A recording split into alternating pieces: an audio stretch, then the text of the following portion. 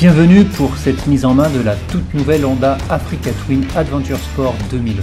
Son nouveau moteur 1100 cm3 délivre une puissance de 102 chevaux pour un couple de 105 Nm à 7500 tours.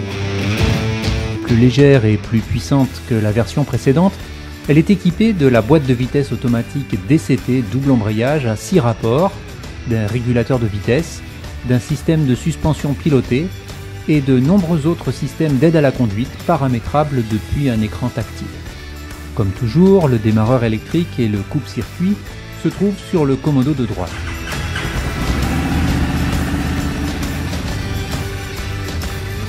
Après avoir ôté la béquille, vous pouvez enclencher la boîte automatique en appuyant sur D. En mode drive, la moto va passer très rapidement les rapports sans monter dans les tours.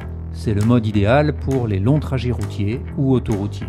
Pour vos trajets urbains ou périurbains, je vous recommande les modes S1 ou S2, où les rapports seront poussés plus longtemps, voire jusqu'en zone rouge en mode S3.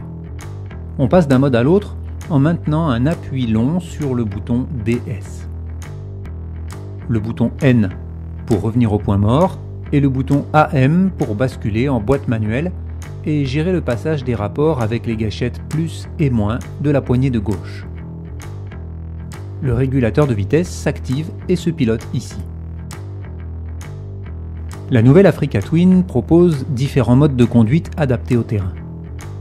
Cyclotour, urbain, gravier, hors route ou piste. Vous passez d'un mode à l'autre à l'aide des flèches haut et bas du commodo de gauche. L'écran rassemble toutes les informations utiles au pilote, comme par exemple la distance parcourue, la consommation, mais également les paramètres liés au mode de conduite sélectionné, la puissance, le frein moteur, le traction control ou anti-patinage, l'activation du mode gravier ou de l'ABS, ainsi que le niveau de souplesse des suspensions pilotées. Vous avez ici la température moteur, la jauge à carburant, l'indicateur de rapport engagé, la vitesse et le compte-tours, l'horloge, la connexion Bluetooth et la température extérieure. Le bouton droite-gauche permet de naviguer dans les divers menus d'information. Un appui long sur Enter permet de remettre à zéro le compteur journalier et les moyennes. Voici dans les grandes lignes le comportement de la moto en fonction du mode choisi. En mode cyclotour, la puissance est maximum, le frein moteur aux 2/3, un maximum d'anti-patinage que vous pouvez cependant modifier en pressant le bouton étoile. Bien évidemment, le mode gravier n'est pas activé en cyclotour, l'ABS est enclenché et les suspensions sont fermes. Comme nous l'avons dit, tous ces réglages sont spécifiques à chaque mode. En mode urbain, on aura plus de contrôle de puissance, autant de frein moteur, un peu moins de traction control, l'ABS sera activé et la suspension pilotée réglée sur médium. En mode gravier, le contrôle de puissance sera au maximum, avec beaucoup de freins moteurs, un traction control toujours réglable avec la touche étoile, l'ABS cette fois-ci sera passé en off-road, et les suspensions sont sur souple. L'onglet 4 donne accès à des réglages supplémentaires. HSTC, c'est une autre façon de régler le traction control. W pour anti-wheeling, c'est-à-dire l'anti-cabrage. Plus le chiffre est élevé, moins la moto va cabrer. Vous pouvez également régler les suspensions pilotées en précisant si vous êtes seul, avec passager ou avec bagage. Et donc l'activation du mode gravier. La moto est également équipée de poignées chauffantes qu'on active en appuyant sur la touche FN du commodo de droite. Le niveau d'intensité apparaît au tableau de bord et on le règle à l'aide du bouton FN du commodo de gauche. Le bouton FN du commodo de droite donne également accès au réglage des feux de route automatiques ainsi qu'au volume Bluetooth si vous avez l'équipement adéquat.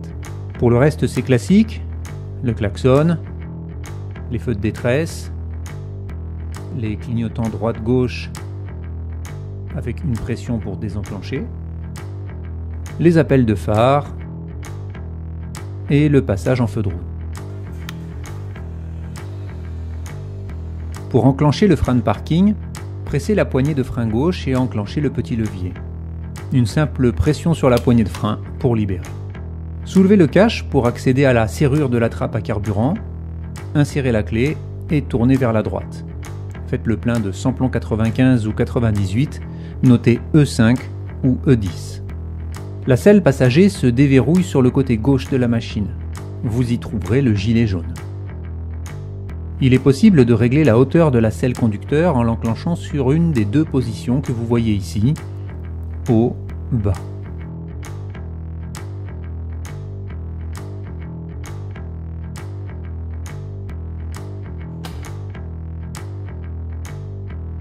Il est également possible de régler la hauteur de la bulle de protection, comme vous le voyez sur ces images.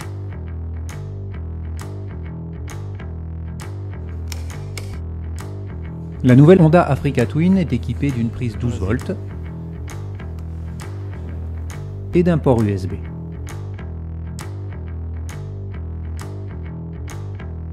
Pour finir, vous pouvez accéder aux différents menus via l'écran tactile en cliquant sur l'horloge. Information de conduite correspond aux écrans dont nous avons déjà parlé. Vous pouvez également gérer le couplage de votre téléphone Bluetooth, l'accès aux médias et l'accès à différents autres paramètres.